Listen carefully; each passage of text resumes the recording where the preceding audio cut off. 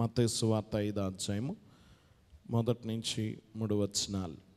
ఆయన జన సమూహములను చూచి కొండ ఎక్కి కూర్చుండగా ఆయన శిష్యులు ఆయన యొద్దకు వచ్చిరి. అప్పుడు ఆయన నోరు తెరిచి ఇలాగు బోధింపసాగెను. ఆత్మ విషయమై దీనులైన వారు ధన్యులు, పరలోక రాజ్యము వారిది. ప్రార్థించుకుందాం. దయానిధి, ప్రేమ స్వరూపుడా, నీ ఘననామమునకు వందనాలు తండ్రి.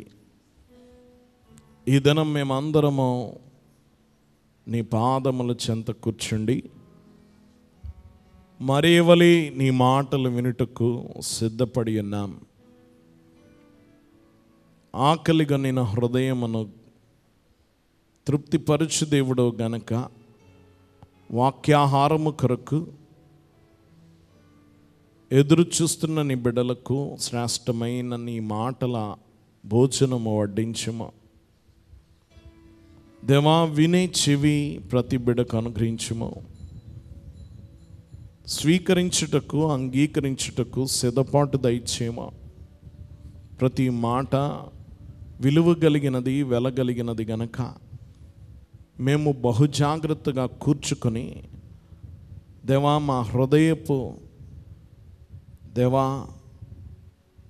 మా హృదయములో మేము దాన్ని భద్రం చేసుకునగల ధన్యత దయచేయండి. ప్రతి బిడ్డ యొక్క హృదయము నీ చేతికి సమర్పణ. ఆత్మ తండ్రి దేవా, ఈ యొక్క హృదయములో ఈ వాక్యపు ఆహారమును నింపుమని అడుగుచున్నాం. అందించుచున్న నాకును అందుకున్న బిడ్డలకును నీ ఆత్మ సహాయము దయచేయమని మంచి బోధకుడిగా దిగొచ్చిన యేసు నామమున వేడుకొనుచున్నాం తండ్రి. దేవుని సన్నిధిలో ఉన్న ప్రియ విశ్వాసులారా, క్రీస్తు యేసు యొక్క దివ్య దీవెన మనందరికీ ప్రభు అనుగ్రహించును గాక. ప్రభు యొక్క కొండ మీద ప్రసంగము మనం చూస్తూ ఉన్నాం. ప్రతి క్రైస్తవుడికి కూడా ఈ కొండ మీద ప్రసంగం చాలా ప్రధానమైంది, ముఖ్యమైంది. ప్రభు చెప్పిన అతిపెద్ద ప్రసంగం ఇది. మత్తయి సువార్త 5 నుంచి 7 అధ్యాయం వరకు కూడా 3 అధ్యాయాలు సంపూర్తిగా కొండ మీద 3 దినాలు చేసిన ప్రసంగంగా మనం చూస్తూ ఉన్నాం. గమనించండి, ప్రతి క్రైస్తవునికి కూడా ఇది ఒక రాజ్యాంగం లాంటిది. ఈ యొక్క కొండ మీద ప్రసంగం ఎలాంటిది? రాజ్యాంగం లాంటిది. ఈ రాజ్యాంగమునకు ఈ మొదటి 10 వచనాలు కూడా ధన్యతలు, అవి ఉపోద్ఘాతం లాంటిది. ఎలాంటిది? ధన్యతలు, ఉపోద్ఘాతం. ఉపోద్ఘాతం దానంతటి సారం అందులో ఉంటుంది. మన రాజ్యాంగానికి ప్రియాంబుల్ అనేది ఒకటి ఉంటుంది, ప్రారంభ మాటలు. గమనించిన అలాగా ఈ కొండ మీద చేసిన ప్రసంగం అంతటికి ప్రారంభ ఈ వచనాలు ఉపోద్ఘాతం. చాలా ప్రాముఖ్యమైన విషయం ఇది. ఇది ఎందుకు ప్రతి క్రైస్తవునికి చాలా ప్రాముఖ్యం అంటే, క్రైస్తవుడు ఏ విధంగా ఉండాలి, ఎలా ఉంటే క్రైస్తవుడిగా ఉంటాడో ఈ మాటల ద్వారా మనం తెలుసుకోవచ్చు. దేవుని బిడ్డలారా, ఇక్కడ ఒక మాట మనం చూస్తాం. ఆయన జనసమూహమును చూచి కొండ ఎక్కి కూర్చుండగా ఆయన శిష్యులు ఆయన వద్దకు వచ్చిరి. గమనించండి, ఆయన శిష్యులు, యేసు ప్రభుకి శిష్యులు ఉన్నారు. దేవుని బిడ్డలారా, ఈ పదము 2000 సంవత్సరాల పాతది. ఇది అప్పటి నుంచి శిష్యుడు అనే మాట వింటున్నాం. మన పేరు శిష్యుడు కూడాను. మన పేరేంటి? శిష్యులు. దేవుని బిడ్డలారా, యేసు యొక్క అనుచరుల్ని, యేసుని వెంబడించే వారిని వర్ణించడానికి దేవుడు వాడిన పదం ఏమిటంటే శిష్యుడు. దేవుని బిడ్డలారా, గమనించండి, ఈ శిష్యులందరూ ప్రభువుకి చెందిన శిష్యులు. ఎవరు శిష్యులు? ప్రభు యొక్క శిష్యులు. మనం చూస్తే యోహాను సువార్త 15వ అధ్యాయంలో, యోహాను సువార్త 15వ అధ్యాయం 8వ వచనంలో, యోహాను సువార్త 15:8, మీరు బహుగా ఫలించడం వలన నా తండ్రి మహిమ పరచబడును, ఇందువల్ల మీరు నా శిష్యులగుదురు. మీరు బహుగా ఫలిస్తేనట, మీరంటే మనము బహుగా ఫలిస్తే తండ్రి మహిమపరచబడతాడట. ఇంకేంటట, ఇందువల్ల మీ నా శిష్యులు అనబడుదురు. నువ్వు ఫలించినప్పుడు, నీ ఫలము వలన తండ్రి మహిమపరచబడినప్పుడు మాత్రమే శిష్యుడు అనే మాట నీకు సరిపోద్ది. నువ్వు ఎప్పుడు శిష్యుడవుతా? నీవు తండ్రిని మహిమపరిచినప్పుడు. ఎప్పుడు తండ్రిని మహిమపరుస్తా? చెప్పాలి. ఎప్పుడు మహిమపరుస్తా? నువ్వు బహుగా ఫలిస్తే. ఎప్పుడు? నువ్వు బహుగా ఫలించినప్పుడు ఆయన శిష్యుడు. దేవుని బిడ్డలారా గమనించండి, మనము ఫలించే వారముగా ఉంటే మనము యేసుక్రీస్తు యొక్క శిష్యులము. గమనించండి, తీగ మనము, గమనించండి, ద్రాక్షవల్లి ఆయన, తీగే ఆయన ఆ యొక్క వల్లిలో కలిసి ఉంటేనే అది ఫలిస్తుంది అన్నాడు. ఫలింపని తీగే ఎండిపోతుంది, అది తీసివేయబడుతుంది, అగ్నిలో వేయబడుతుంది అన్నాడు. కాబట్టి మనము తీగలము, ఆయన ద్రాక్షవల్లి, ఆయనలో నుండి మొలిచిన తీగల మనము. మనకేమి రావాలంటే ఫలాలు రావాలి. ఫలిస్తేనే మనం ఆయన శిష్యులము. ఏం చేస్తే శిష్యులం? మనం ఫలిస్తేనే శిష్యులం. మరి మనం ఫలిస్తున్నామా? మనలో ఫలాలు ఉన్నాయా? గమనించండి, మనందరం ఫలించాలని దేవుడు కోరుకుంటున్నాడు. దేవుని బిడ్డలారా గమనించండి, నువ్వు శిష్యుడు అనిపించుకోవాలంటే ఫలించాలి. నువ్వు ఫలిస్తున్నావా లేదో ఎలా తెలుస్తుంది? చూడండి, మనం ఇది చక్కగా మామిడి చెట్లు పూత పట్టే కాలం కదా. ఏమొచ్చింది? ఇప్పుడు పువ్వు వచ్చింది, పూత పట్టింది. 2-3 నెలలు అయితే వాటికి ఏమొస్తాయి? కాయలు. ఈ చెట్టుకు కాయలు ఉన్నాయని ఎవడన్నా బోర్డు పెట్టాలా? చెప్పాలా? ఆ ఫలాలు కనబడతాయి, ఆ ఫలాలు ఆకర్షిస్తాయి, ఆ సువాసన వస్తుంది. కోతకాలంలో ఏమొస్తుంది? సువాసన వస్తుంది. దేవుని బిడ్డలారా కాయలు కనబడతాయి. దానికి ఎవరు బోర్డు పెట్టక్కర్లే. ఇది కోతకాలం అని ఎవరన్నా చెప్పాలా? చక్కగా పళ్ళు కనబడతాయి. పళ్ళు కలిగిన చెట్టు ఆకర్షిస్తుంది, యజమాని ఆనందింపజేస్తుంది. ఎన్ని ఫలాలు ఉంటే అంత యజమానికి సంతోషం, మహిమ. ఎంత బాగా పెంచాడో గమనించండి. మహిమ వస్తుందా లేదా? యజమానుడు మన తండ్రి. నీ ఫలాలు దేవునికి ఏం తెస్తాయి? మహిమ తెస్తాయి. నువ్వు అప్పుడు ఆయన శిష్యుడు అవుతావు. ఎవరు శిష్యుడివి? గమనించండి, ప్రభు యొక్క శిష్యుడు అవుతావు. నువ్వు ఫలించాలి. కాబట్టి నువ్వు ఫలిస్తున్నావో లేదో నువ్వు చెప్పుకోకర్లే, నీ ఫలాలు కనబడతాయి. ఆత్మఫలం ఏమనగా, మన ఫలాలు ఏంటో మనకు తెలుసు కదా. ప్రేమ, సంతోషం, సమాధానం, విశ్వాసం, దీర్ఘశాంతం, దయాళత్వం, మంచితనం, ఆశానిగ్రహం. గమనించండి, ఇవన్నీ ఏంటి? ఫలాలు. మరి ఈ ఫలాలు ఉన్నాయో లేదో నువ్వు చెప్పుకోకర్లే, బోర్డు పెట్టక్కర్లే, తెలిసిపోతుంది. తెలుస్తుందా లేదా? కొంతమంది దగ్గరికి వెళితే ఆ ఫలాలు అందుతాయి. చక్కగా ప్రేమతో ఆహ్వానిస్తారు. వాళ్ళ దగ్గరికి వెళ్ళగానే హాయిగా ఉంటుంది. వాళ్ళ మాటలు మనల్ని ప్రేమతో ముంచెత్తుతాయి. వాళ్ళ ఆదరణ ఆ ప్రేమతో కూడిన వారి ఆదరణ మనల్ని చాలా మనసును తేలికపరుస్తుంది. కొంతమంది దగ్గరికి వెళ్ళగానే ఆ ఫలాలు కనబడతాయి. ఎంత మంచిదండి ఆవిడ, ఎంత ప్రేమ గలదండి, ఎంత విశ్వాసం గలదండి, అస్సలు కోపం లేదండి, దీర్ఘశాంతం, ఎంత దయ కలిగింది, దయాళత్వం. దేవుని బిడ్డలారా గమనించండి, ఈ ఫలాలు చాలామంది దగ్గరికి వెళ్ళగానే తెలిసిపోతాయి. వారి దగ్గరికి వెళ్ళగానే ఆ ఫలాలు మనం అనుభవిస్తాం కదా. వారి ఫలాలు, వారు మాట్లాడుతున్న ఫలాలు అనుభవిస్తాం, వారు మంచి చేసిన ఫలాలు అనుభవిస్తాం. వారి సహవాసం మనకు చాలా హాయిగా ఉంటుంది. ఎలా ఉంటుంది? పండు తింటే హాయిగా ఉండదా? చాలా రుచిగా ఉంటుంది. దేవుని బిడ్డలారా కొంతమంది ఫలాలు చక్కగా అనుభవిస్తాం, కొంతమంది ఫలాలు చాలా పుల్లగా ఉంటాయి, చేదుగా ఉంటాయి కదా. అమ్మో కాసేపే భరించలేకపోయినా అనుకుంటాం. కొంతమంది దగ్గరికి వెళ్తాం, వాళ్ళ మాటలు మనం బాధ పెడతాయి, ఆదరించం.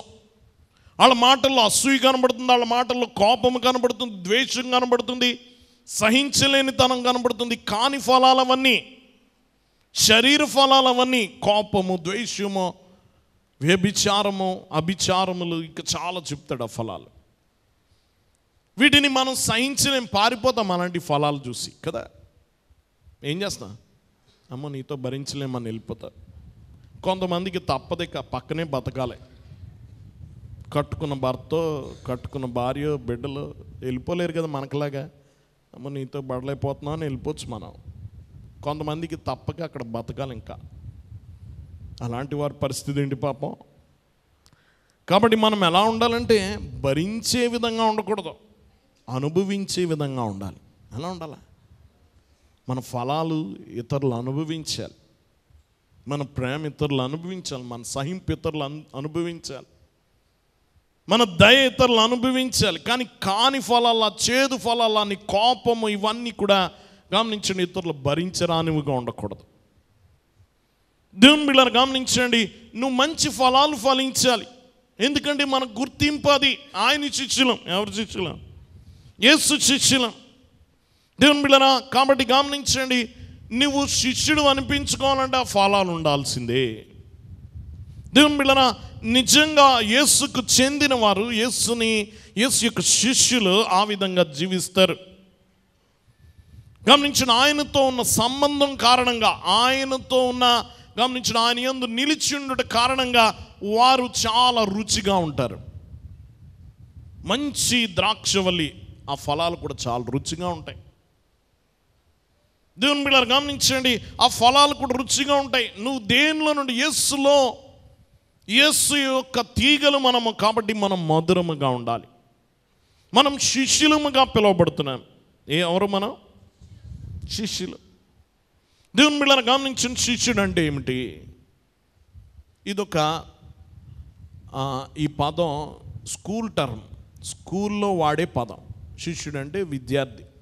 శిష్యుడు అంటే ఇదివరకు ముందు చదువుకున్న వాళ్ళు, వాళ్ళ టీచర్ కానీ మా గురువు గారని అంటారు. మన వాళ్ళు అందరూ ఇంగ్లీష్లోనే మాట్లాడతారు అనుకోండి. సహజంగా ఏమంటారు? మా గురువు గారండి, మా శిష్యుడు అండి. ఏమంటారు మనల్ని? మా శిష్యుడు అండి. శిష్యుడు అంటే విద్యార్థి. గమనించండి, శిష్యుడు, విద్యార్థి, వారి దగ్గర అభ్యాసకులుగా ఉన్నాం, మనం నేర్చుకున్నాం. దేవుని బిడ్డలారా గమనించండి, ఆ కాలంలో, యేసు ప్రభు కాలంలో మనకులా స్కూల్కి వెళ్ళి కాలేజీలకు వెళ్ళి చదివేది లేదు కదా. ఇప్పుడు లాగా ఏం లేవు, కాలేజీలు, స్కూల్ లేవు. ఒకడు గొర్రెల కాపరు అవ్వాలనుకోండి, గొర్రెల కాపరు స్కూల్లోకి వెళ్ళేవాడు కాదు. స్కూల్ ఉండదు దానికి. గొర్రెల కాపరు వెనకాల తిరగడమే. ఎవరు వెనకాల తిరగాల? గొర్రెల కాపరి వెనకాల. అప్రాంటిస్ అంటారు చూడండి, వెనకాల నేర్చుకోవడం అనమాట. గురువుగారు వెనకాల తిరిగి ఈ గొర్రెలను ఎలా కాయాలి, వాటిని ఎలా కొట్టాలి, గట్టి కొట్టేయకూడదు, అలాగే నెమ్మదిగా కొట్టకూడదు, వాళ్ళని ఏ కొలతతో కొట్టాలా కదా, జాగ్రత్త కాయాలి, వాటికి ఎలా ఆహారం పెట్టాలి, ఎలా నడిపించాలన్నీ మొదటి రోజు అడిగి గొర్రెలు చెప్పేస్తే వచ్చేస్తాయా? ఆ గురువుగారు వెనకాల నడిచి, దేవుని బిడ్డలారా ఆ కాపరి వెనకాల వెళ్ళి నేర్చుకోవాలి. దేవుని బిడ్డలారా చివరికి అలా నేర్చుకోగా ఇతడు కూడా ఏమవుతాడు? గొర్రెల కాపరి అవుతాడు. ఓ లాయర్ అవ్వాలనుకుంటే ఆ కాలంలో, ఇప్పుడులా లాయర్ పట్టా ఇచ్చేవారు కాదు. ఓ లాయర్ వెనకాల అల్లాల, అతడు అలా వాదిస్తున్నాడు, దేన్ని బట్టి వాదిస్తున్నాడు గమనించండి. అతడు ఎలాగా పని చూస్తున్నాడు అదంతా గమనించాలి వెనకాల శిష్యుడు. గమనించిన వారు అనుభవం నుంచి నేర్చుకునేవాడు ఈ శిష్యుడు. ఆ గురువు గారి యొక్క విద్య అంతా నేర్చుకునేవాడు. దేవుని బిడ్డలారా గమనించండి, అలాగా ఏ విద్య అయినా ఈ కాలంలో లాగా కాలేజీలు గమనించిన అక్కడ కూర్చొని నేర్పించే ఆ యొక్క అధ్యాపకులు ఉండేవారు కాదు. వారు పని చేసుకుంటుంటే వెనకాల వెళ్ళి నేర్చుకోవడమే. దేవుని బిడ్డలారా మన దగ్గర ఇప్పటికీ కూడా మనం చూస్తాము, తాపీ పని మేస్త్రి గారు అవ్వాలనుకోండి, ఏ స్కూల్కి వెళ్ళాలా? చిన్నప్పటి నుంచి ఆ మేస్త్రి గారు వెనకాల పంపుతారు, అవునా? ఆ మేస్త్రి వెనకాల వెళ్ళి ఆయన నేర్చుకుంటే ఈయన కూడా ఏమవుతాడు? ఒకరోజు మేస్త్రి అవుతాడు. ఒక వడ్రంగి వాడు అవ్వాలంటే వడ్రంగి వాడు వెనకాల వెళ్ళాలి. ఆ వృత్తులన్నీ అంతే. ఆయన గురువు, ఈయన శిష్యుడు. దేవుని బిడ్డలారా కాబట్టి యేసు ప్రభు కూడా శిష్యుల్ని ఏర్పాటు చేసుకున్నాడు. యేసుక్రీస్తుని కొంతమంది శిష్యుల్ని ఏర్పాటు చేసుకున్నాడు, వారిని తన వెంట రమ్మన్నాడు. ఎవరు వెంట? తన వెంట రమ్మన్నాడు. ఆయనే పిలుచుకున్నాడు. వారు వచ్చారు వెనకాల. దేవుని బిడ్డలారా గమనించండి, యేసు మొదటి శిష్యులు వారు, ఆయన గురువు. దేవుని బిడ్డలారా 3.5 సంవత్సరాల పాటు ఈ గురువు గారు వెంట నడిచారు. ఏ గురువు గారు? యేసు అనబడిన గురువు గారు వెంట నడిచారు. ఈ గలిలయుడైన ఈ గురువు, నజరేయుడైన ఈ గురువు వెంట 3.5 సంవత్సరాలు నడిచారు. ఆయన చూస్తూ వింటూ గమనించిన, ఆయన గమనిస్తూ, ఆయనకు ప్రశ్నలు వేస్తూ, గమనించిన గురువు చెప్పిందంతా వింటూ ఆ యొక్క విద్య నేర్చుకున్నారు. ఎవరు వెంట నడుస్తా? ఆయన చూస్తున్నారు, వింటున్నారు, గమనిస్తున్నారు. వారి సందేహాలు ప్రశ్నలుగా వేస్తున్నారు, చెప్పిందంతా వింటూ నింపుకున్నారు. యేసు తన శిష్యులకు శిక్షణ ఇవ్వడము 3 రకాలుగా మనం చూస్తాం. ప్రధానంగా 3 రకాలుగా యేసు తన శిష్యులకు శిక్షణ ఇచ్చాడు. ఒకటి, మొదటిగా చూడడం ద్వారా. ఏం చేయడం ద్వారా? చూడాలి. ఆయన చెప్పే బోధ వినాలి, చూడాలి. ఆయన చేసే అద్భుతాలు చూడాలి. ఆయన ప్రజలతో వ్యవహరించే పద్ధతి చూడాలి. చూడడం ద్వారా నేర్చుకోవాలి. దేని ద్వారా? రెండోది చేయడము ద్వారా. మొదటి చూడడం ద్వారా, రెండు చేయడము ద్వారా. యేసు ప్రభు వెంట కొంతకాలం నడిచారు. యేసు బోధలు విన్నారు, యేసు అద్భుతాలు చూశారు, యేసు దయ్యాలు వదలగొట్టడం చూశారు, యేసు ఆహారం పెట్టడం చూశారు. ఇవన్నీ చేసిన తర్వాత ఒకరోజు యేసు ప్రభు ఆ శిష్యుల్ని పిలిచినాడు. మీరు వెళ్ళండి అన్నాడు, గ్రామాలకు వెళ్ళమన్నాడు. ఇద్దరిని పంపించాడు. ఏం చేయమన్నాడు? గమనించండి, నా నామమున రోగములు బాగు చేయమన్నాడు. వాళ్ళు అదే కదా చూశారు, యేసు బాగు చేయడం చూశారు. ఇప్పుడు చేయమంటున్నాడు. ఏం చేయాలి? వీళ్ళు రోగాలు బాగు చేయాలి. ఇదిగో దయ్యాలు వదలగొట్టడం చూశారు, దయ్యాలు వదలగొట్టమన్నాడు. ఇప్పుడు చెయ్యాలి. మూడోది, ఆయన బోధించడం చూశారు, ఆయన కూడా వెళుతూ పంపించాడు. మీ పని ఏమిటంటే దయ్యాలు వదలగొట్టండి, రోగులను బాగు చేయండి. మూడోది, మీరేం చేయాలంటే పరలోక రాజ్యం సమీపించిందని బోధించమన్నాడు. మరి ఏది చూసారో అది చేయమన్నాడు. ఎలా నేర్చుకుంటాం? చూడడం ద్వారా నేర్చుకున్నారు, చేయడం ద్వారా నేర్చుకున్నారు. దేని ద్వారా?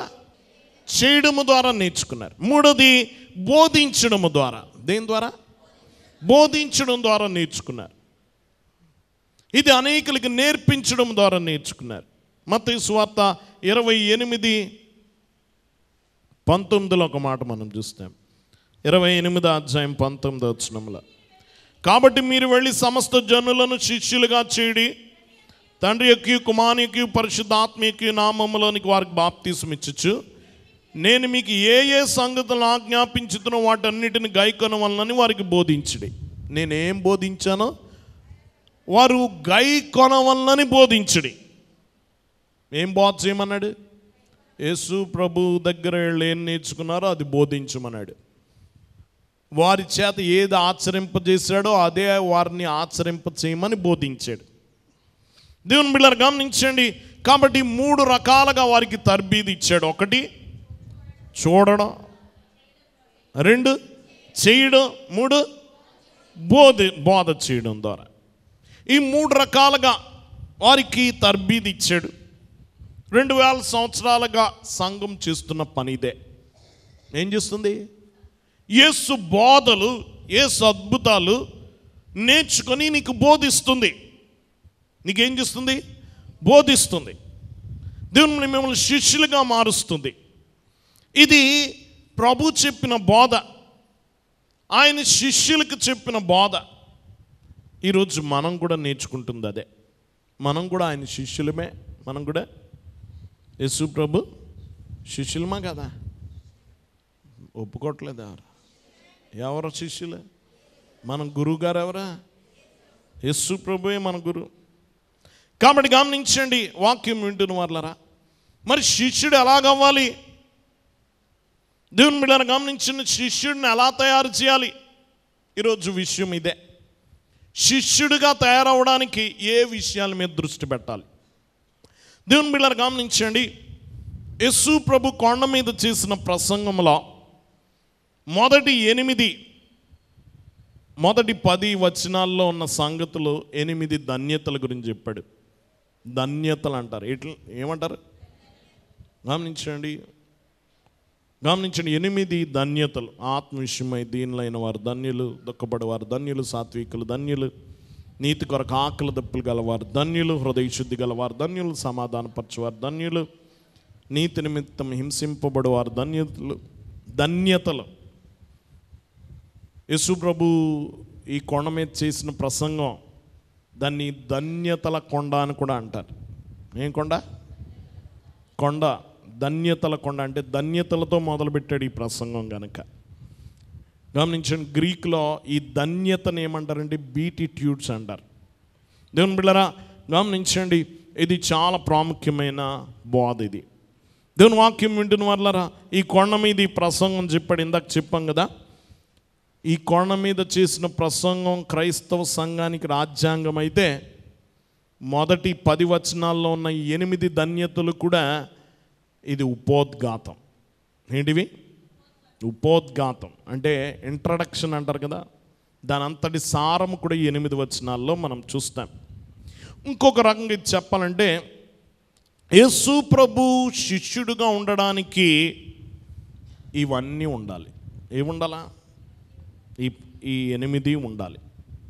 దేవుని బిడ్డలను గమనించిన, కొండ మీద చేసిన ఈ ప్రసంగంలో ప్రతిదీ కూడా ధన్యుడు ధన్యుడు ధన్యుడు అనే మాటతో ముగుస్తుంది కనుక ధన్యతలు అంటారు, బీటిట్యూడ్స్ అంటారు. ఇది చాలా ప్రాముఖ్యమైనది. దేవుని బిడ్డలారా, ఈ 8 కూడా చాలా ప్రాముఖ్యమైనది. క్రైస్తవుడు అంటే ఏంటి అని ఒక ప్రశ్న వేసుకుంటే మీరు ఏమని సమాధానం చెప్తారు? క్రైస్తవుడు ఎలా క్రైస్తవుడు అవుతాడు? యేసుని నమ్మినవాడు క్రైస్తవుడు. ఎవరు నమ్మినవాడు? ఎవరు నమ్మితే క్రైస్తవులు? క్రీస్తుని నమ్మితే క్రైస్తవులు. దేవుని బిడ్డలారా, ఆయన రక్షణ పొందిన వారందరూ క్రైస్తవులు. దేవుని బిడ్డలారా గమనించండి, దేవునితో లోతైన సంబంధం, యేసు క్రీస్తుతో లోతైన సంబంధం కలిగిన వారందరూ కూడా ఆయన క్రైస్తవులుగా పిలువబడతారు. ఇంకొక అర్థం చెప్తే, దేవుని బిడ్డలారా గమనించండి, ఈ 8 సూత్రాలు, ఈ 8 ధన్యతల ప్రకారం నడుచుకునేవాడే క్రైస్తవుడు. 8 ధన్యతలు. ఏ ధన్యతలు? ఈ 8 ధన్యతలు. దేవుని బిడ్డలారా గమనించండి, వాక్యం వింటున్న వాళ్ళరా, ఈ 8 ధన్యతల ప్రకారం నడుచుకునేవాడు మాత్రమే ఏమని పిలువబడతాడు? ఏ 8 ధన్యతలు? ఆత్మయందు దీనత్వం కలిగిన వాడు. దుఃఖపడువారంటే రోజు ఏడవడం మొదలు పెట్టడం అని కాదు, పాపము కొరకు దుఃఖించువాడు, సాత్వికులు, నీతి కొరకు ఆకలి దప్పులు గలవారు. గమనించండి, ఇంకా కనికరము కలిగిన వారు, హృదయ శుద్ధి గలవారు, సమాధానం కొరకు ప్రయత్నించేవారు, హింసింపబడేవారు, నీతి నిమిత్తము. ఈ లక్షణాలు ఉన్నవాడే క్రైస్తవుడు. ఏ లక్షణాలు? ఈ లక్షణాలు. ఈ కోణంలో క్రైస్తవుడుగా నువ్వు చూడడం మొదలు పెట్టాలి. దీన్ని బట్టి గుర్తించాలి ఒకడు క్రైస్తవుడా కాదా. దేవుని బిడ్డలారా గమనించిన, ఇందాక చెప్పా, మంచి తోట ఉంది, ఒక్క పండు కూడా లేదు. కోతకాలం అని బోర్డు పెట్టుకుంటే మాత్రం అది కోతకాలం అయిపోద్దా? బోర్డు లేదు కానీ చక్కగా పళ్ళు ఉన్నాయి. ఎవడన్నా చెప్పాలా ఇది కోతకాలం అని? చెప్పక్కర్లే. దేవుని బిడ్డలారా గమనించండి, కాబట్టి క్రైస్తవుడు అంటే ఈ లక్షణాలన్నీ ఉండాల్సిందే. దేవుని సంగమం గమనించండి, కాబట్టి ఇవన్నీ మనం చూసుకున్నప్పుడు మన దిగుబడి ఏ స్థాయిలో ఉందో, మనం ఫలింపు ఎంతవరకు వచ్చిందో మనల్ని మనం పరీక్షించుకోవచ్చు. మనం పరీక్షించుకోవచ్చు. దేవుని బిడ్డలారా, సంవత్సరంలో మనం కూడా సంవత్సర ప్రారంభంలో ఉన్నాం. చాలా మనం వేసుకుంటాం, మన శరీరం గురించి ఆలోచిస్తాం. ఎలాగైనా ఈ సంవత్సరంలో బరువు తగ్గాలో 10 కేజీలైనా తగ్గాలనుకుంటారు కొంచెం లావుగా ఉన్నవాళ్ళు కదా. ఆరోగ్య సూత్రాలు పాటించాలి, ఈ సంవత్సరంలో ఇలా చేయాలి, ఈ సంవత్సరం నుంచి తినకూడదని చాలా పెట్టుకుంటాం. ఆరోగ్యం కొరకు చాలా ఆలోచిస్తాం. దేవుని బిడ్డలారా, అలాగే నీ ఆత్మ సంబంధమైన ఆరోగ్యం గురించి కూడా ఆలోచించడం ముఖ్యం. దేని గురించి? ఆత్మ సంబంధమైన ఆరోగ్యం కూడా బాగుందా లేదా ఆలోచించడం ముఖ్యం. దేవుని బిడ్డలారా, కాబట్టి ఈ ఆరోగ్యం బాగుంటే సంతోషంగా ఉంటాం కదా. ఆరోగ్యం బాగుంటే, నీ ఆత్మయందు ఆరోగ్యంగా ఉంటే ఇంకా సంతోషంగా ఉంటాం, నిజమైన సంతోషం కలిగి ఉంటాం. దేని యందు? ఆత్మయందు. దేవుని బిడ్డలారా, బాగున్నారా అని మిమ్మల్ని అడిగారు అనుకోండి, బాగున్నాయండి అంటే పరిస్థితులన్నీ బాగున్నాయి అని అర్థం. ఏం బాగులేండి అని మొదలుపెట్టామంటే ఏదో తేడా ఉంది. ఆర్థికంగా లోట్లు ఉన్నాయా, ఆరోగ్యపరమైన సమస్యలు ఉన్నాయా, కుటుంబంలో విభేదాలు ఉన్నాయా? ఇవి బాగోన్నప్పుడు మనకేముండదు, మనం పరిస్థితులు బాగోకపోతే, పరిస్థితులు బాగుంటే మనం కూడా ఆనందంగా ఉన్నామని చెప్తాం. దేవుని బిడ్డలారా గమనించండి, వాక్యం నా జీవితంలో జరుగుతున్న పరిస్థితుల మీద నా ఆనందం ఆధారపడి ఉంటుంది చాలాసార్లు. దేవుని బిడ్డలారా, అయితే ఇక్కడ ఒక మాట చెప్తున్నాడు గమనించండి, ఆత్మ విషయమై దీనులైన వారు ధన్యులు. ధన్యులనే మాట గ్రీకులో ఒక మాట వాడతాడు, మకారియోస్ అనే ఒక పదం వాడతాడు. దాని అర్థం సరిగ్గా ధన్యత అని కాదు, దాని అర్థము సంతోషం అని కాదు, దేవుని చేత ఆమోదింపబడుట. దేవుని చేత ఆమోదింపబడుట. దేవుని బిడ్డలారా గమనించండి, వాక్యం వింటున్న వాళ్ళ దేవుని చేత ఆమోదింపబడుట. దేవుని చేత నువ్వు ఆమోదింపబడాలంటే, దేవుడు నిన్ను అంగీకరించాలంటే నువ్వు ఎలాగుంటే దేవుడు అంగీకరిస్తాడు. ఆత్మ విషయంలో గర్వంగా ఉన్నావునుకో దేవుడు అంగీకరించడు. దయలేని వాడుగా ఉంటే దేవుడు అంగీకరించడు. నువ్వు సంతోషంగా ఉండవు అని కాదు కదా. దేవుని బిడ్డలారా గమనించండి, దేవుని చేత అంగీకరింపబడుట, దేవుని చేత ఆమోదింపబడుట, దేవుని చేత, అది ఈ ధన్యత అనే పదానికి సరైన అర్థం అన్నమాట. దేవుని బిడ్డలారా గమనించండి, ఇది చాలా ప్రాముఖ్యమైనది. ఇది మన భావోద్వేగాలతో సంబంధించింది కాదు. నువ్వు ఆనందంగా ఉండడం, నువ్వు ఆశీర్వాదం ఫీల్ అవడంతో సంబంధం లేకుండా ఆయనకు సంబంధించిన పదం. ఎవరికి సంబంధించింది? దేవునితో. దేవుడు ఒక నిర్దిష్ట మార్గంలో జీవించే వ్యక్తుల్ని దేవుడు ఎలా చూస్తాడు, ఎలాంటి వారు దేవునికి అంగీకారముగా ఉంటారు, దేవుని చేత ఆమోదింపబడతారు అనేది ఇందులో చెప్తూ ఉన్నాడు. దేవుడు ఎలాంటి వారిని ఆమోదిస్తాడు, దేవునికి ఎలాంటి వారు అనుకూలంగా ఉన్నట్టు లెక్క. ఒక రకంగా దీన్ని ఇంకో రకంగా చెప్పాలంటే ఒక భక్తుడు ఇలా రాస్తాడు, గమనించండి, దేవుడు ఆత్మ విషయమై దీనులైన వారిని మెచ్చుకుంటాడు. చెప్పండి, ఆత్మ విషయమై దీనులైన వారిని మెచ్చుకుంటాడు. దుఃఖించే వారిని ఉత్సాహపరుస్తాడు. సాత్వికం కలిగిన వారిని ఆదరిస్తాడు. గమనించి, నీతి విషయమై ఆకలి దప్పులు గల వారిని చూసి సంతోషిస్తాడు. దేని కొరకు ఆకలి దప్పులు? నీతి కొరకు. నీతి కొరక, నిధి కొరక? చెప్పాలి. దేని కొరకు ఆకలి దప్పులు ఉంటాయి మనకే? నీతి కొరక, నిధి కొరక? నీతి కొరకు ఆకలి దప్పులు గల వారిని చూసి ఏం చేస్తాడు? సంతోషిస్తాడు. దయగలవాన్ని గౌరవిస్తాడు. దయగలవాన్ని గమనించండి, కనికరం గలవాన్ని చూసి గౌరవిస్తాడు. హృదయ శుద్ధి గలవారిని స్వాగతిస్తాడు. గమనించండి, సమాధానపరచు వారి కోసం చప్పట్లు కొడతాడు. ఎవరి కోసమట? హింసింపబడిన వారిని పలకరించడానికి లేచి నిలబడతాడు. హింసింపబడిన వారిని గమనించండి, పలకరించడానికి లేచి నిలబడతాడు అన్నాడు. దీనికి ఇంకో రకంగా చెప్తే ఇది అర్థం అన్నమాట. దేవుని బిడ్డలారా గమనించండి, ఈరోజు ఒక ప్రాముఖ్యమైన విషయం ఏమిటంటే, దేవుని చేత ఆమోదింపబడగలమా? ఎప్పుడైనా దాని గురించి ఆలోచించారు?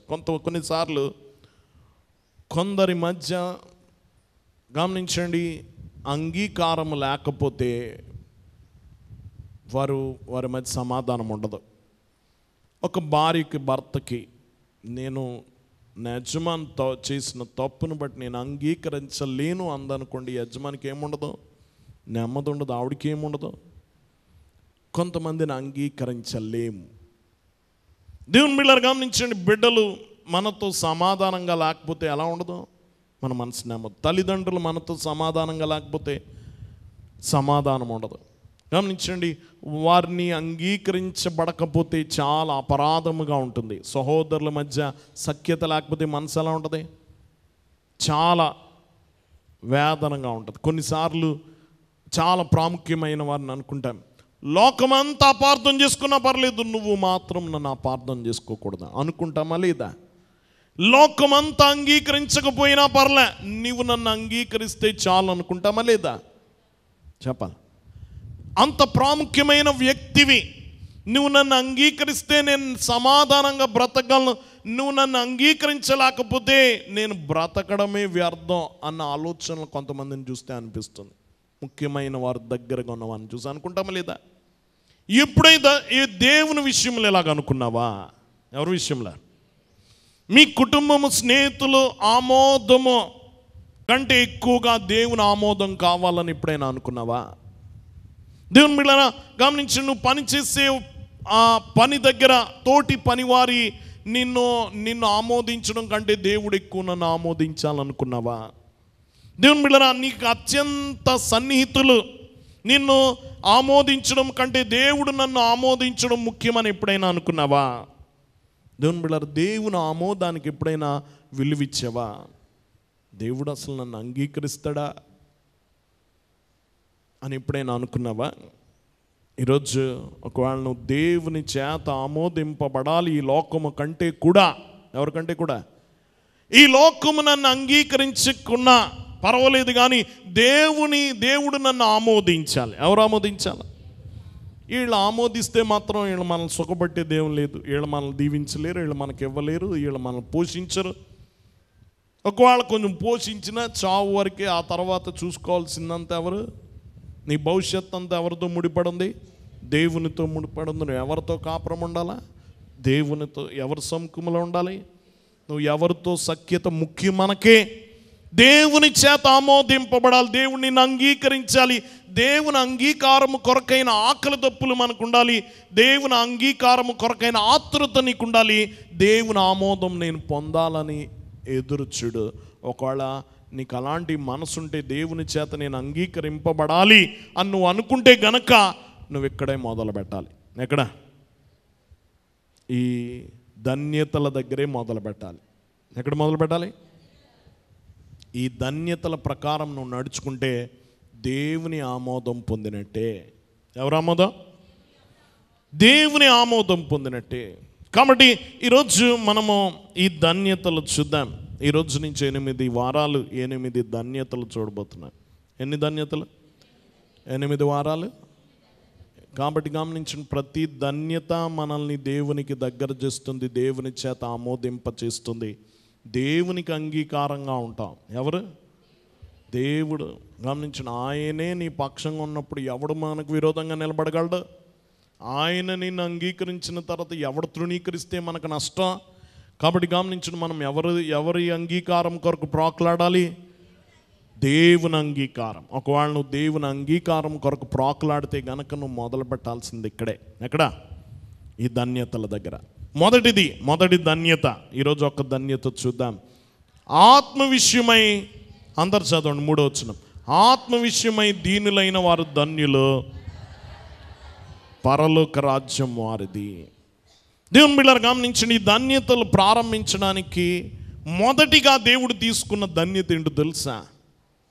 ఆత్మ విషయమై దీనులైన వారు ధన్యులు. అందరు చెప్పండి. ఆత్మ విషయమై దీనులు అంటే పేదవారు. ఆత్మ అంటే తెలుసు, విడివిడిగా తెలుసు మనకి. ఏది? ఆత్మ గురించి తెలుసు, దీనత్వం గురించి తెలుసు. యేసు ప్రభు ఇక్కడ ఆర్థికంగా పేదవారు ధన్యులు అంటలేదు. ఏమంటలే? మనలో ఆర్థికంగా పేదవారు ఉన్నారా? మీరు ధన్యులు, మీరు అందరు ధనవంతులే. సహజంగా అంటున్నాను. ఆర్థికంగా పేదవారు ఉన్నారా? ఉన్నారు కదా. ఆర్థికంగా పేదవారు ధన్యులు అంటలే, ఆత్మీయంగా ధన్యత. మనకి ఆర్థికంగా పేదవారు తెలుసు కానీ ఆత్మీయంగా పేదరికం ఏంటి కదా? ఆత్మీయంగా.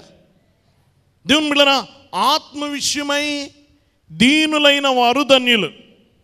ఆత్మ విషయమై దీనులై ఉండుట, ఆర్థికంగా దీనులై ఉండుట, ఈ రెండు చాలా పూర్తి వ్యతిరేకం. దీనికి దానికి వాళ్ళ సంబంధం లేదు, పూర్తిగా వేరే విషయం.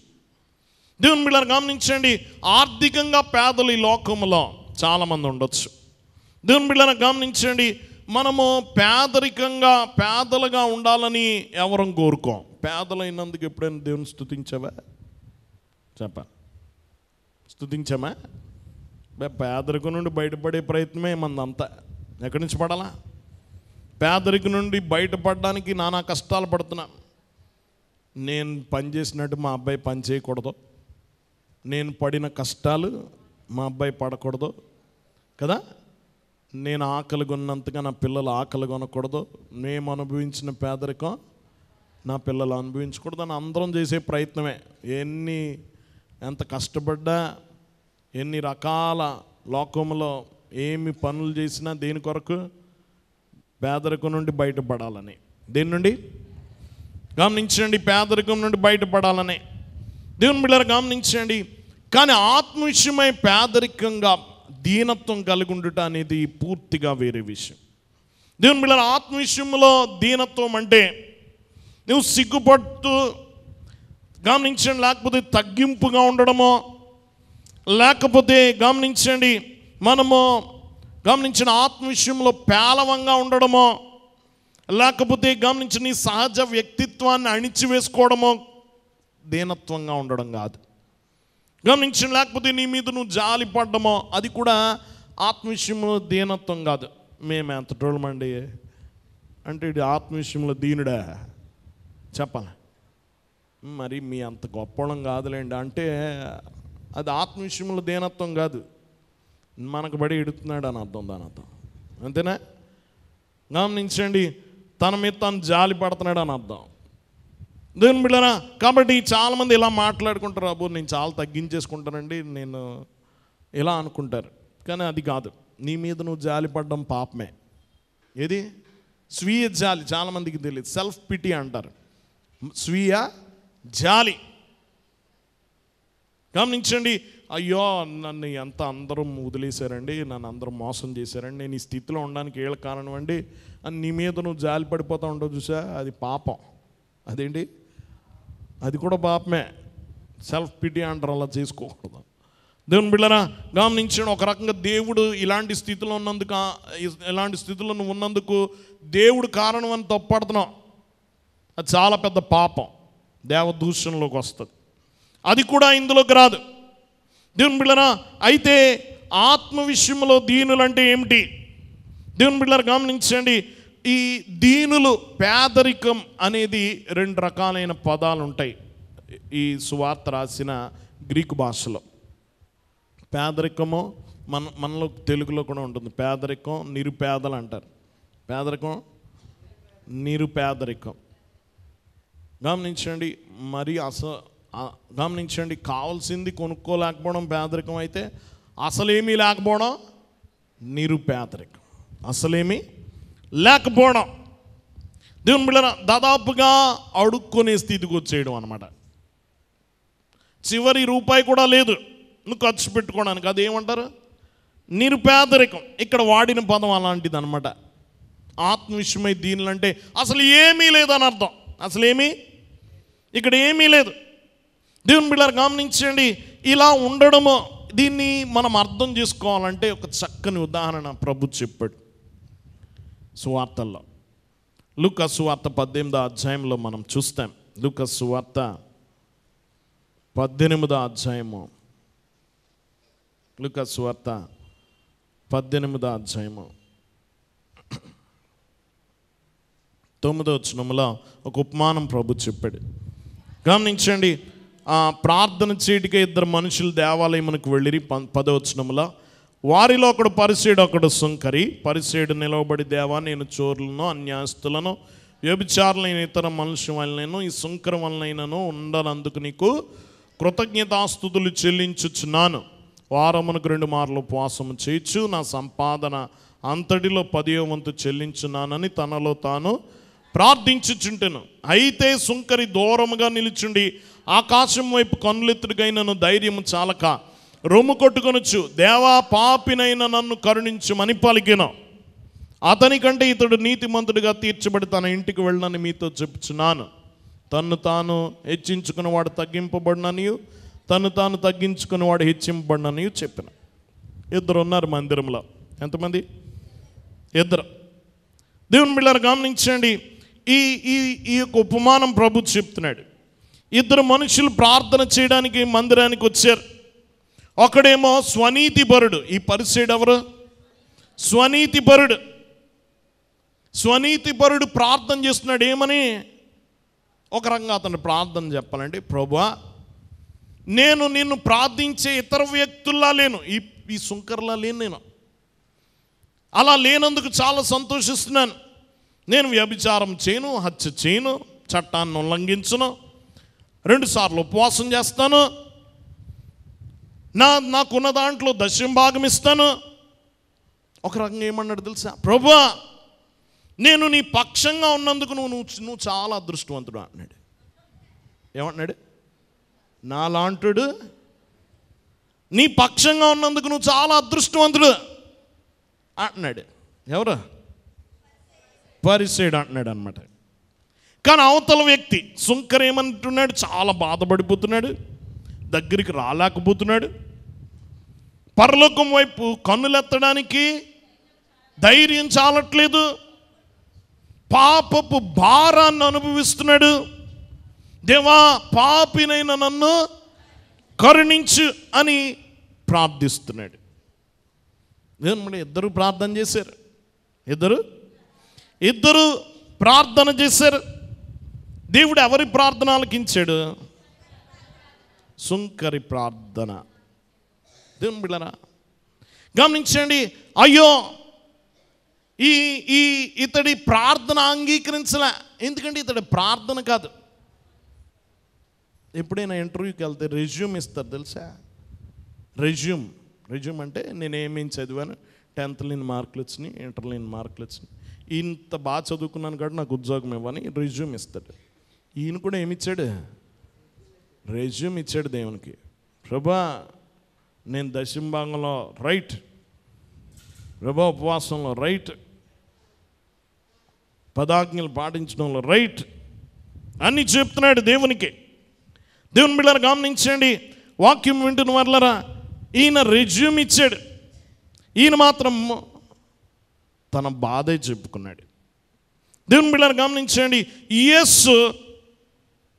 గమనించండి, ఈ బాధపడిన వాడి ప్రార్థన విన్నాడు. ఎందుకంటే అతడు విరిగి నలిగిన హృదయంలోంచి వచ్చింది అతని ప్రార్థన. ఎందులోంచి వచ్చింది? చివరిగా ఈ కథ ముగించేటప్పుడు ఎలా ముగించాడంటే, తన్ను తాను హెచ్చించుకున్నవాడు తగ్గింపబడును, తను తాను హెచ్చించుకున్నవాడు తగ్గింపబడు. దేవుని బిడ్డలారా గమనించండి, ఇక్కడ ఇద్దరిలో వ్యత్యాసం చూస్తే, ఒక వ్యక్తి గర్వంతో ఉన్న ధనవంతుడు, మరొకడు ఆత్మలో పేదవాడు. ఆత్మలో ఒక వ్యక్తి తన గురించి తాను ఎక్కువ బాగా ఆలోచించేవాడు. ఎవరి గురించి? తన గురించి తాను గొప్పగా చెప్పుకున్నాడు. ఎవరి గురించి చెప్పుకున్నాడు? మరొకడు తన లోపాలని చూస్తూ సిగ్గుపడుతున్నాడు, తనకున్న పాపాలను చూసి సిగ్గుపడుతున్నవాడు ఒకడు తన సొంత విజయాలతో దేవుణ్ణి ఆకట్టుకోవాలని చూసేవాడు ఒకడు. తన సొంత విజయాలు, తను సాధించినవి, దశమ భాగాలు కావచ్చు, ఉపవాసాలు కావచ్చు, నీతిగా జీవించిన తన జీవితంతో ఆకట్టుకోవాలనుకున్నవాడు ఒకడు. మరొకడు పాపముతో కృంగిపోయేవాడు ఇంకొకడు. దీంతో ఒకడు ప్రగల్భాలు పలికేవాడు ఒకడు. ఎవరి ముందు ప్రగల్భాలు? దేవుని ముందు. మరొక వ్యక్తి ఏడుస్తున్నవాడు, వేడుకుంటున్నవాడు ఒకడు. ఒక వ్యక్తి తను తాను సిఫార్సు చేసుకున్నాడు, దేవునికి రికమెండ్ చేసుకున్నాడు తను తాను. మరొక వ్యక్తి దేవుని దయ కొరకు ఎదురు చూస్తున్నవాడు. ఎవరి కొరకు? దేవుని దయ కొరకు వేడుకుంటున్నవాడు. ఒక వ్యక్తి రక్షింపబడ్డాడు, ఒక వ్యక్తి తను తాను కోల్పోయాడు. ఒక వ్యక్తి రక్షింపబడినవాడు మంచివాడు కాదు. ఎవరు కాదు? అయ్యా మంచివాడిని ఎవరంట? చక్కగా దశమ భాగం ఇచ్చాడు, ఉపవాసాలు చేస్తున్నాడు, వ్యభిచారం చేయలేదు, హత్య చేయలేదు, కరెక్ట్గా గుడికొస్తున్నాడు. ఈయన్ని మంచోడు అంటావా, పాపం చేస్తున్నాడు మంచోడు అంటావా? మన దృష్టితో చూద్దా, ఎవరిని మంచోడు అందా? మీరు చెప్పాలా? మీ దృష్టితో అయితే ఎవరు మంచోళ్ళు? ఈ కథలో నుంచి బయటకు వచ్చి ఆలోచించండి. ఎవరు మంచోడే? ఈ పరిసేయుడే మంచోడంతా. దేవుని బిడ్డలారా, ఈ పాపనే అంటాం. దేవుని వాక్యం వింటున్న వాళ్ళరా, కానీ దేవుడు ఈ చెడ్డ వ్యక్తిని రక్షించాడు, ఈ మంచి వ్యక్తిని వదిలేశాడు. మంచి వ్యక్తి రక్షింపబడలేదు. ఈ మంచి వ్యక్తి రక్షింపబడల, అంగీకరింపబడల. ఎవరు అంగీకరింపబడ్డాడు? సుంకరి. ఈ సుంకరి రక్షింపబడ్డాడు. ఎందుకు? ఇక్కడ చివరిగా అంటున్నాడు, ఇదిగో ఆత్మవిషయమై దీనులైన వారు ధన్యులు, పరలోక రాజ్యం వారిది. ఏంటట? వాళ్ళకి ఏమిస్తాడట? పరలోకము ఆత్మవిషయమై దీనులైన వారికి చెందుతుందట.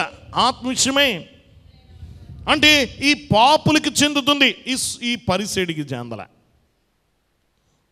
దేవుని బిడ్డలారా, పరలోక రాజ్యం వారిది. దేవుని బిడ్డలారా గమనించండి, ఈ పరలోకం ఆత్మవిషయమై పేదరికంలో ఉన్న వారికి చెందుతుంది. వారు దానికి అర్హులు కారు, కానీ దేవుడు అది బహుమానంగా ఇస్తున్నాడు. దేవుడు తన కుటుంబంలోనికి తిరస్కరింపబడిన వారిని కోరుకుంటున్నాడు. లోకములో తిరస్కరింపబడిన వారిని కోరుకుంటున్నాడు. దేవుని బిడ్డలారా గమనించండి, ఎవరైతే తమ వైఫల్యాలను బట్టి దేవుని సహాయం కొరకు ఆయన దగ్గరికి పరిగెడతారో వారిని కోరుకుంటున్నాడు. ఎవరైతే ఆధ్యాత్మికంగా ఆత్మీయంగా దివాళా తీసున్నారో, అలాగా ఆత్మీయంగా ఏమైనా ఉందా? ఈ పాపి దగ్గర నేను దశంభాగం ఇస్తున్నాను పెద్ద లిస్ట్ చెప్పాడైనా, ఇందులో ఒక్కడైనా ఉందా? చివరి పైసా కూడా లేదు ఈయన దగ్గర. ఎవరి దగ్గర?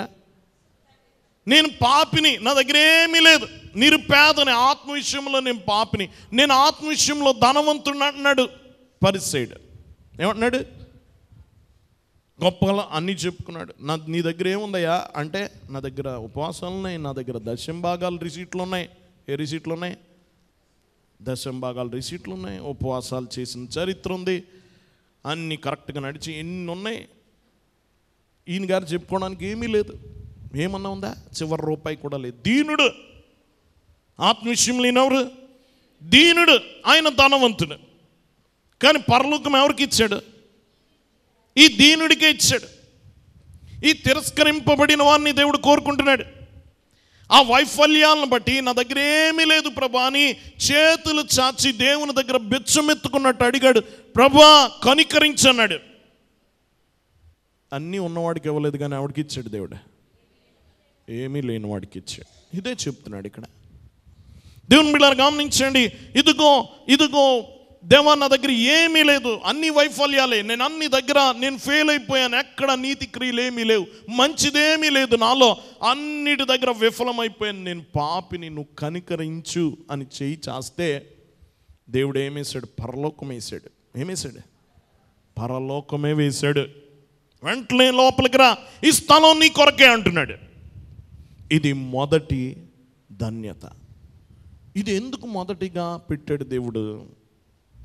మొదటి ధన్యత ఇది ఎందుకు పెట్టాడంటే, దేవుని బిడ్డలారా అలాగున్నవాడే యేసు రక్షణలోకి వస్తాడు. నీకు ఎంట్రన్స్ దగ్గరే ఇది మొదటి ధన్యత. ఇది దేవుని బిడ్డలారా గమనించిన, ఆత్మలో దీనులైన వారు ఆశీర్వదింపబడతారు, వారు రక్షింపబడతారు, గర్విష్ఠులు శపింపబడతారు, ఖండింపబడతారు అంటున్నాడు. దేవుని బిడ్డలారా దేవుని ఆజ్ఞలు చాలా విరుద్ధం. దేవుని బిడ్డలారా గమనించండి, ఈ లోకం ఏం చెప్తుందో తెలుసా? ఒకవేళ ఈ ధన్యత లోకం చెప్తే, ఏ ధన్యతలు? ఈ 8 ధన్యతలు ఉన్నాయి కదా. ఆత్మవిషయమై దీనులైన వారు ధన్యులు, హృదయ శుద్ధి గలవారు ధన్యులు, సమాధానపరచువారు ధన్యులు. ఒకవేళ లోకము నుండి ఈ ధన్యతలు చెప్తే ఎలా ఉంటుంది తెలుసా? బలవంతులు ధన్యులు, భూమిని పరిపాలిస్తారు. బలవంతులు ధన్యులు. నిజమే కదా? భూమిని ఎవరు పరిపాలిస్తారు చెప్పాలా? బలహీనంగా ఉన్నవాడికి ఇస్తాడు టికెట్. ఎంత ఖర్చు పెడతావు అని అడుగుతారు. బలవంతులు కదా. ఎవరు పరిపాలిస్తారు? బలవంతులు ధన్యులు, వాళ్ళ భూమిని పరిపాలిస్తారు. గనులైన వారు ధన్యులు, వారే అధికారంలోకి వస్తారు. ఎవరు? ఘనమైన వారు ధన్యులు, వారు అధికారంలోకి వస్తారు. ధనవంతులు ధన్యులు, వారు భూమిని స్వాతంత్రించుకుంటారు. స్థలాలన్నీ ఎవరి అవుతాయి? పేదవాడి అవుతాయా? ఎకరాలు ఎవరికి ఉంటాయి? ధనవంతులకు ఉంటాయి. అమ్మ 1000 ఎకరాలు ఉందండి ఆయనకే. డబ్బు ఉంది కాబట్టి ఎన్ని ఎకరాలైనా ఎవరు స్వతంత్రించుకుంటారా? ధనవంతులు కదా, ప్రభావశీలు, ధన్యులు. ఎందుకంటే వారు అనుకూలంగా ఉంటారు, అందరికీ బంధువులే. గమనించండి, జనాదరణ పొందిన వారు ధన్యులు, వారు ప్రేమింపబడతారు. ఎవరు? జనాదరణ కలిగిన వారు. లోకం చేత ఎవరు ప్రేమింపబడతారు? జనాదరణ. మంచి పేరుందనుక ఖాళీ కూర్చోడు, వెంటనే రాజకీయాల్లోకి వచ్చేస్తాడు. ప్రజలు ఎక్కువ అభిమానిస్తున్నారు అనుకోండి, ఎన్కాస్ట్ చేసుకోవాలి ఇప్పుడు కదా. ఏం చేసుకోవాలా? మంచి పేరుంది, ప్రజలందరూ ఎక్కువ ఆరాధిస్తున్నారు, మంచి హీరో అనుకోండి, వెంటనే అడ్వర్టైజ్మెంట్లు చేస్తాడు. ఎందుకు? తన పేరు మీ అభిమానాన్ని ఏం చేసుకుంటాడు? చెక్కుల రూపంలో తీసుకుంటాడు చక్కగా. మరి ఊరికనే చేస్తాడా యాడ్లో? ఇంకా వేస్ట్ అయిపోతుందని ఎందులోకి వచ్చేస్తాడు? రాజకీయాల్లోకి వచ్చేస్తాడు. దేవుని బిడ్డలారా, వేస్ట్ చేసుకోడు. ఇప్పుడు ఎవరి పేరు కూడా ఏం చేయట్లే, వేస్ట్ చేసుకోవట్లే.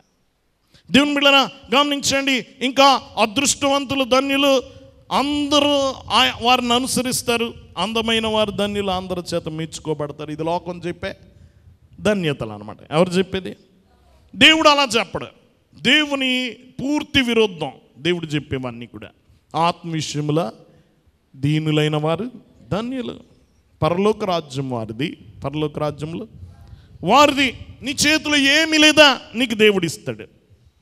దేవుని బిడ్డలారా గమనించండి, చూడండి, ఈరోజు చాలామందికి ఉచితంగా స్థలాలు ఇచ్చారు కదా, అపార్ట్మెంట్స్ ఇచ్చారు. ఎవరికే? ఒకడు చక్కగా తన ఆస్తిని జాగ్రత్తగా కాపాడుకున్నాడు, కష్టపడ్డాడు, ఇన్ని రోజులు కష్టపడి రూపాయి గడించి స్థలం కొనుక్కున్నాడు, ఇల్లు కట్టుకున్నాడు. ఒకడు పాపం ఆడు సంపాదించిన తనకే సరిపోలే, తన సామర్థ్యం సరిపోలే, స్థలం కొనుక్కోలేకపోయాడు, ఇల్లు కట్టుకోలేకపోయాడు, ఏమీ లేదు పాపం. ఇల్లు ఎవరికి ఇస్తారు? చక్కగా కష్టపడి జ్ఞానం కలిగి సంపాదించినోడికి ఇల్లు ఇస్తున్నారా? అస్సలు నీ అకౌంట్లో డబ్బులు లేవా? నీ పేరు మీద కారు లేదా? పొలం లేదా? అప్పుడు నీకు అపార్ట్మెంట్ వస్తుంది. ఫ్రీ స్థలం ఎవరికి ఇస్తారు చెప్పాలి? మంచి బాగా పని చేసుకుని బాగా సంపాదించుకొని ఇల్లు కట్టుకున్నాడు, మంచివాడు, కష్టజీవి. ఇడిగిస్తున్నాడా పాపం? ఒకడు పాపం తాగి ఆస్తి అంతా పాడు చేసి ఏమీ లేకుండా చేశాడు. ఇప్పుడు ఆయన పిలిచి ఏమిస్తున్నారు? ఫ్రీ. ఎవడర్హుడు దానికి? నీ అకౌంట్లో ఏమి ఉండకూడదు, నీకు ఇల్లు ఉండకూడదు, స్థలం ఉండకూడదు, పొలం ఉండకూడదు. అప్పుడు నువ్వు అర్హుడు రా అంటాడు. నాకు ఇల్లు ఉందండి, కష్టపడి నేను కట్టుకున్నది, పొలం ఉందండి అంటే నేను పోమంటాడు. పరలోకం ఎవరికే? నాకు ఏమీ లేదు ప్రభా, నేను చెప్పుకోవడానికి ఏ విజయం లేదు, అన్ని వైఫల్యాలే, అంతా నష్టపోయాను, నేను దీనుణ్ణి, పేదని, నీకే పరలోకం అంటున్నాడు. ఎంత శుభవార్త కదా! శుభవార్త దుర్వార్త? శుభవార్తే. దేవుని బిడ్డలారా గమనించండి, ఎంత గొప్ప భాగ్యం. ఆత్మ విషయమై దీనులైన వారు ధన్యులు, వారు పరలోక రాజ్యమే వారిది. ఎవరిది? దేవుని బిడ్డలారా, ఒక భక్తుడు, ఒక మంచి బోధకుడు ఒక చోటకు వెళుతున్నాడు. మధ్యలో ఒక రైలు ట్రాక్ ఉంది, గేట్ వేస్తుంది. గేటు మూసి ఆయన ఒక గదిలో తలుపేసుకుని ఉన్నాడు లోపల. ఈ ట్రైన్ ఇంకా రాలేదని చూస్తున్నాడు. ఆ లోపల చూస్తే ఆయన బైబిల్ తీసి చదువుకుంటున్నాడు. చక్కగా బైబిల్ అంతా చదివేస్తున్నాడు. అక్కడ బయట రాసుంది ఎవరు లోపలికి ప్రవేశం. మరి గేట్ లోపలికి, ఆ రూమ్లోకి రానివ్వరు కదా రైల్వే వాళ్ళు, తలుపేసి ఉంది లోపలికి రావడానికి. అయినా ఈయన ఆసక్తి ఆక్క లోపలికి వెళ్ళి ఆయన అడుగుతున్నాడు, మీరు ఈ పుస్తకం చదవడం చూశాను, మిమ్మల్ని పలకరించాలనుకున్నాను, వచ్చాను అన్నట్టు. అవునండి, ఈ పుస్తకం నేను చదువుతున్నాను, మొత్తం చదివానండి, చాలా గొప్ప పుస్తకం అండి, పరిశుద్ధమైంది బైబిల్ గ్రంథం అన్నట్టు. మరి మీరు రక్షింపబడ్డారా అన్నట్ట.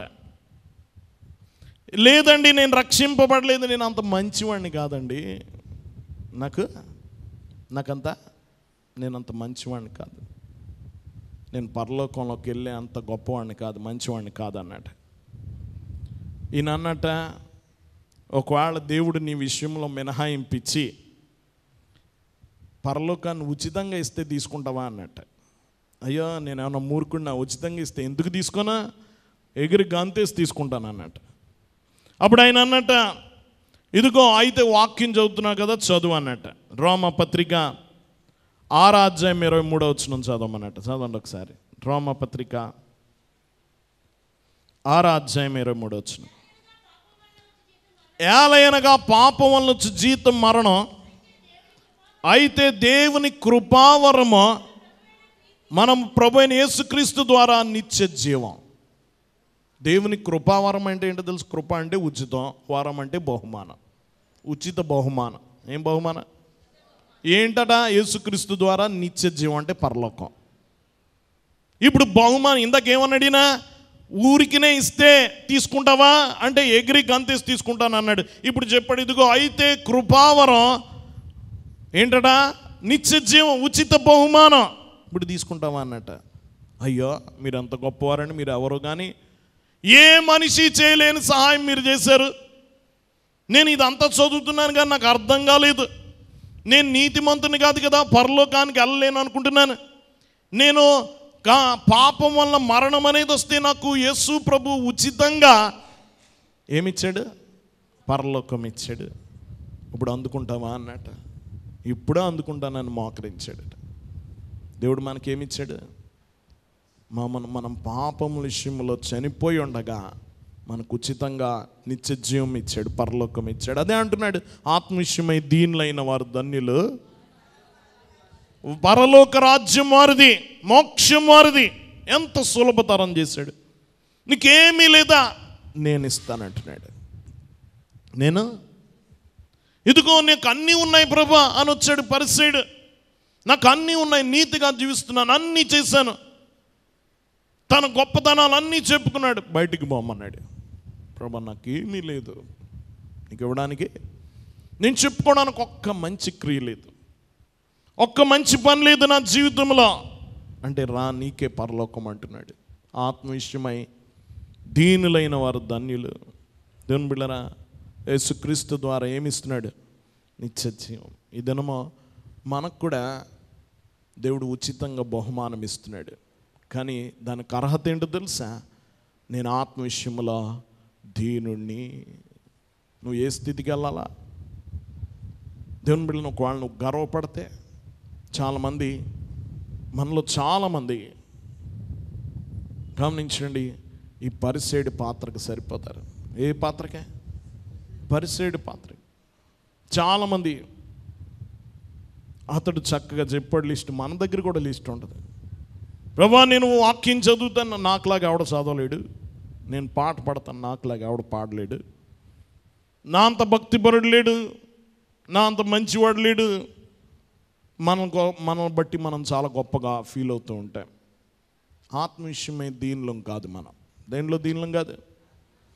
కానీ నువ్వు ఎంట్రన్సే నీకు పెద్ద ఆటంకం. అక్కడ మొదటి ధన్యత. ఆత్మ విషయమై దీనుడుగా ఉన్నావా? ఆయన శిష్యుడు అవ్వాలంటే నువ్వేం చేయాలి? ముందు ఆత్మ విషయమై దీనుడు. ఎందుకంటే నువ్వు ఏ క్రియ కూడా, నువ్వు గొప్పగా చెప్పుకునేది ఏది కూడా నీతి క్రియ కాదు. నువ్వెంత గొప్పగా చెప్పుకో, నీ భక్తి జీవితమే, ప్రార్థన జీవితమే, క్రియలే ఏం చెప్పుకో, అవన్నీ దేవునికి చూపెడితే ఇది మురికి గుడ్డలాగా ఉంది అంటాడు. ఏమంటాడా? నీ నీతి క్రియలు ఎలా ఉంటాయి? మురికి గుడ్డలు. గమనించండి, విశ్రావతలు పాడేస్తాడు. దేవుని బిడ్డలారా గమనించండి, నువ్వెంత గొప్పగా అనుకున్నా నీవు చీకట్లో ఉండి ఆ వస్త్రాన్ని చూసి అబ్బాయి ఎంత పరిశుద్ధంగా ఉంది. చూడండి, ఒక తెల్ల వస్త్రం ఉంది, బాగా మాసిపోయి ఉంది, చీకట్లో దాన్ని చూస్తే ఎలా ఉంటుంది? ఎంత తెల్లగా ఉందో. కరెంట్ వచ్చిన తర్వాత చూస్తే తెలుస్తుంది దానికి ఎన్ని మరకలు ఉన్నాయి, ఎన్ని బురదలు ఉన్నాయి. దేవుని దగ్గరికి వెళ్ళేటోడికి అలా కనబడతాయి అన్నమాట. నువ్వు ఆ చీకట్లో ఉండి అనుకుంటా, నేను నా అంత నీతిమంతుడు లేడు, నా అంత పరిశుద్ధుడు లేడు, నాకులాగా ఎవడ పాట పాడలేడు, నా అంత గొప్పోడు లేడు అనుకుని ఫీల్ అయిపోతూ ఉంటా. దేవుని మహిమలోకి వెళ్ళేటప్పటికి నువ్వు గొప్పది అనుకునే ఆ వస్త్రం ఎలాగుంటుంది? చిచ్చి ఇంత దరిద్రంగా ఉంది అనుకుంటావు. సత్యం అదే. కాబట్టి మనం దేవునికి చెప్పుకోవడానికి మన దగ్గర ఏమీ లేదు. ఏది? లేదు. ఆత్మ విషయమై దీనులైన వారు ధన్యులు. ఈ స్థాయికి వస్తేనే నీకేమొస్తుంది? పరలోకం. పరలోక రాజ్యం వారిది. దేవుని బిడ్డలారా, కాబట్టి నువ్వు దేవుని చేత ఆమోదింపబడాలి. నువ్వు దేని కొరకు ప్రాకులాడాలి ఈరోజు నుంచి? మనుషుల ఆమోదం కాదు, మనుషుల ఆమోదం కాదు. ముందు ఎవరు ఆమోదించాలి? నేను దేవుని ఆమోదం కొరకు నువ్వు ప్రాకులాడి ఈరోజు నుంచి. నువ్వు దేవుని ముందు మోకరించి, ప్రభువా నువ్వు నన్ను అంగీకరించాలి. గమనించండి, తన అన్న చంపుతాడని తెలిసి యాకోబు దేవుని ముందు మోకరిల్లాడు. నువ్వు నన్ను దీవించాలి. అన్న ముందు మోకరిల్లాడా? చెప్పాలి. అన్న ముందు మోకరిల్లలే. ఎవరి ముందు మోకరించాడు? దేవుని పాదాలు పట్టుకున్నాడు. వదల్లా, నువ్వు నన్ను దీవిస్తే కానీ, అంటే నీ ఆమోదం నేను పొందే వరకు నేను వదలను అన్నాడు. రాత్రంతా పెనుగులాడాడు. మనకేమైనా పెనుగులాట ఉందా? నీకేమైనా ఆకలి ఉందా? నేను దేవుని చేత ఆమోదింపబడాలి. ఎవరి చేత? నేను దేవుని చేత అంగీకరింపబడిన వాడును అన్న తర్వాత నీవు గుండె మీద చేయి వేసుకొని సేద తీరచ్చు. ఏమైనా పరిస్థితులతో పని లేదు. ఎవరు ఆమోదం పొందితే చాలు, దేవుని ఆమోదం పొందితే చాలు. ఇంకా మనుషులు ఏమనుకున్నా చూడండి, కొన్నిసార్లు ఇందాక అనుకున్నాం కదా, నువ్వు నన్ను ఒప్పుకుంటే చాలు, ఎవరిని లెక్క చేయను అంటాం. ఎవరు ఒప్పుకుంటే చాలు మనకే? దేవా నువ్వు నన్ను ఆమోదిస్తే చాలు, నీ ఆమోదం కొరకు ఎన్ని తలకిందులుగా తపస్సు అయినా చేస్తాను. నేను తపస్సు చేయమంటలేదు కానీ ఇది చేయమంటున్నాడు. ఆత్మ విషయమై దీనుడుగా ఉండు, నువ్వు ధన్యుడివి. ఇంకా మనం చెప్పుకోబోతున్నాం. ఇప్పుడు ఒకటి చెప్పుకున్నాం, ఇంకెన్ని ఉన్నాయి? ఈ 7 ప్రకారం నడుచుకు నీ జీవితంలో ప్రామాణికంగా పెట్టుకో. నువ్వు క్రైస్తవుడు అనిపించుకోవాలంటే, ఆయన శిష్యుడు అనిపించుకోవాలంటే ఈ లక్షణాలు తప్పనిసరి. నువ్వు గర్వపడుతూ, నువ్వు అతిశయపడుతూ, నీ మాటల్లో అతిశయమో, గమనించి నీ చూపులో అతిశయమో, ఈ అతిశయముతో నువ్వు బ్రతుకుతూ ఉంటే నిన్ను క్రైస్తవుడిగా గుర్తించడమే కష్టం. దీనత్వం, నీ జీవితం గురించి నీకు స్పష్టమైన అవగాహన ఉండాలి. నేను హృదయమునందు పాపిని. మనం చీకట్లో లేం. ఎందులో లేం? మనకు స్పష్టంగా దేవుని వాక్యం వెలువడుతుంది. ఆ వాక్యపు వెలుగులో మన జీవితాలను మనం చూసుకుంటున్నాం, మన మరకలు మనం చూసుకుంటున్నాం. మన అపవిత్రత మనకు తెలుసు, మన అవిధేయత మనకు తెలుసు, మన దుర్మార్గత మనకు తెలుసు. మనం ఇంకా చీకట్లో అతిశయపడిపోయి, గమనించిన భ్రమ పడిపోయే గురుడితనంలో మనం లేం. మనం వెలుగులో ఉన్నాం. మన గురించిన మనకు అవగాహన తెలుసు. కాబట్టి సత్యమును దేవుని ముందు ఒప్పుకో. ప్రభా నేను పాపిని, నన్ను కరుణించమని అడుగా. ఏమని అడుగుతా? నేను పాపిని, నన్ను కరుణించు. నాకు నీ తోడు లేకుండా నేను పరిశుద్ధుడిని కాలేను. నీ తోడు లేకుండా నేను రక్షింపబడలేను అని దేవుని ముందు నువ్వు అడగాలి. కాబట్టి ఆత్మవిషయమై దీనులైన వారు ధన్యులు. శిష్యరికంలో మొదటి ధన్యత, మొదటి అవసరత, మొదటి ఆమోదం దేవుని దగ్గర నుంచి పొందాలంటే నువ్వు ఆత్మవిషయంలో ఎలా ఉండాలి? దీనుడుగా ఉండాలని దేవుడు కోరుకుంటున్నాడు. అప్పుడు దేవుడు నిన్ను అంగీకరిస్తాడు. అప్పుడు దేవుడు నిన్ను ఆమోదిస్తాడు. ఆమోదించి ఏమిస్తాడు? పరలోక రాజ్యం ఇస్తాడు. అది అందుకోగల ఆత్మయందు దీనత్వము కలిగి ఉండగల ధన్యత ప్రభు మనకు అనుగ్రహించును గాక. ఆమేన్. ప్రార్థించుకుందాం. దయనిధి ప్రేమ స్వరూపుడ మహోన్నతుడని కొందనాలు. నీ వాక్యంలో నుండి మాతో మాట్లాడిన తండ్రి నీకు అనేక వందనాలు. దేవా ఈ దినము నీ కొండ మీద చేసిన ప్రసంగంలో నుండి ధన్యతలలో మొదటి ధన్యతను గూర్చి మేము వినడానికి కృప చూపించాం. ఈ ధన్యతలను బట్టి నీ శిష్యుడుగా ప్రభా, నీ శిష్యుడు అనిపించుకునే గొప్ప భాగ్యం మాకు అనుగ్రహించు తండ్రి. వినిచున్న ప్రతి మనసుని తట్టు ఆకర్షించుకునమని, ఈ సంగతులన్నీ మా హృదయంలో గుచ్చివేయమని, దేవా నీ వాక్యమనే ప్రామాణికము మా జీవితంలో పెట్టుకొని దేవా నీ చేత అంగీకరింపబడి, నీ చేత ఆమోదింపబడి దేవా ధన్యుడును కాగల భాగ్యము దయచేయమని యేసు నామమున వేడుకొనుచున్నాం తండ్రి. ఆమేన్.